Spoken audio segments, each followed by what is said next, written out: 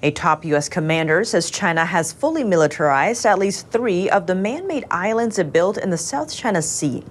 China claims the ocean territory as its own, though it remains disputed. But the commander says Beijing has already armed the small islands with anti-ship and anti-aircraft missile systems, laser and jamming equipment, and fighter jets. U.S. Indo-Pacific Commander Admiral John C. Aquilino talked about the issue over the weekend. He says China's aggression in the area has been happening for the past 20 years, describing it as the largest military buildup since World War II by China.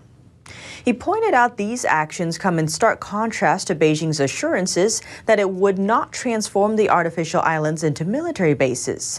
Commanding officer for the U.S. Navy, Joel Martinez, also gave his take. He said his crew monitors all daily changes happening in the South China Sea. He also stressed how important it is for the U.S. to work with the Philippine military in the area.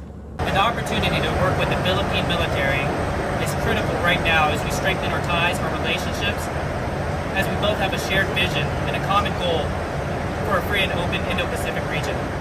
The Chinese Communist Party considers almost the entire South China Sea as part of its own territory, although an international court deemed that claim illegal. The other parties in the area, including the Philippines, Vietnam, Malaysia, Taiwan, and Brunei, also claim part of the sea. Approximately $5 trillion in goods are shipped through the region every year.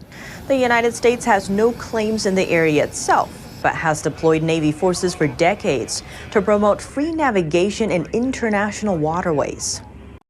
Amid China's response to Russia's invasion of Ukraine and a volatile virus situation, are Western investors starting to rethink investing in China?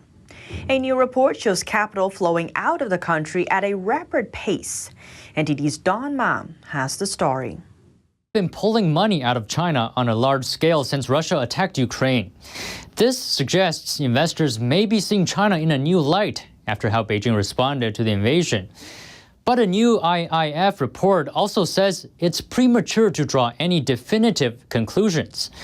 Political scientist and economic analyst Ethan Yang says the outflow is due to a number of factors, including China's response to the Russian invasion. Investors don't like it when the regulatory environment continues to change at a moment's notice. And there's been a lot more crackdowns on capital, crackdowns on the stock market, crackdown on large companies, right? So investors are starting to realize that the Chinese government that was very friendly towards companies, very easygoing when it comes to allowing investment in the past, is no longer doing that. Other than capital outflow, businesses could be leaving too. A new survey by the European Chamber of Commerce in Hong Kong found that due to the city's current virus restrictions, 50% of the city's businesses are thinking about relocating in the next year, either partially or completely. It used to be this massive GDP producer, and now it's more just a small component of the Chinese economy. They're going to have to probably transition to something else besides global finance, or it'll just be a shell of itself, which again would be extremely sad. What about American businesses in mainland China? 75% say they will not increase investment in China. This is according to a recent survey by the American Chamber of Commerce in China. In Xinjiang, there's allegations of slave labor, and so the U.S. has proceeded to ban cotton from Xinjiang, right? So you don't want to be a clothing manufacturer with imports coming from Xinjiang. So basically, almost any investment you make in China could be subject to some sort of sanctions, some sort of restrictions someday, right? So that's kind of like the anxiety that comes out of this geopolitical tension. The survey found that more than 50% of businesses say U.S.-China tensions is the biggest obstacle to their business.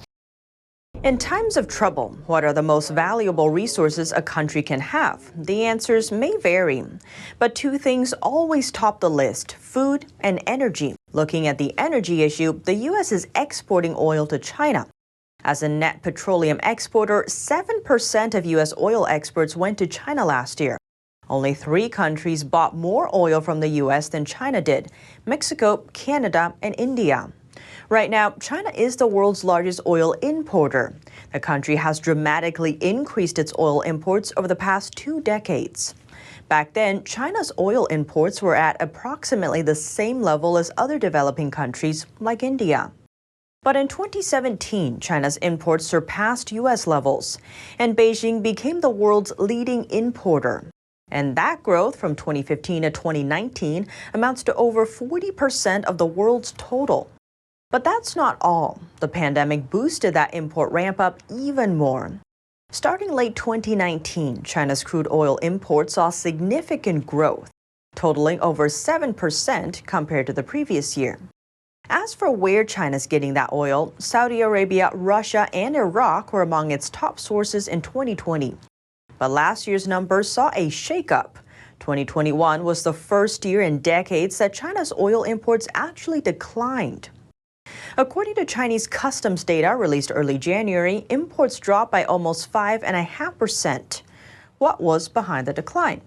China's official report cited China's consolidation of private refineries for the drop. The report also noted rising crude oil prices as the world is slowly stepping out of the pandemic shadow. But the Japanese media outlet Nikkei explains the drop differently. It says the lowered import figures reflect the decline in fuel demand amid the lockdown, coupled with slowed car sales due to low domestic demand. While China has become the world's largest crude oil importer, the title of world's largest oil consumer still goes to the U.S. The United States consumes nearly 20 million barrels a day. For comparison, China consumes just over 12 million barrels a day, ranking second after the U.S. China's wealthy are turning to Singapore to park their assets. Setting up family offices there has become one option for affluent Chinese who are looking to move money out of the country. It requires at least $5 million in assets, but provides a safe haven for those that can manage it. CNBC recently interviewed some of the Singapore firms involved in the business. An accounting and corporate services firm says inquiries about setting up a family office in Singapore have doubled over the last 12 months, mostly from Chinese citizens or Chinese immigrants in Singapore.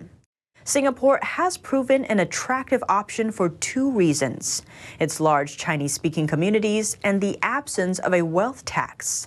Singapore sits within the South China Sea, though unlike some of its neighbors, it doesn't have an ongoing dispute over nearby waters with Beijing.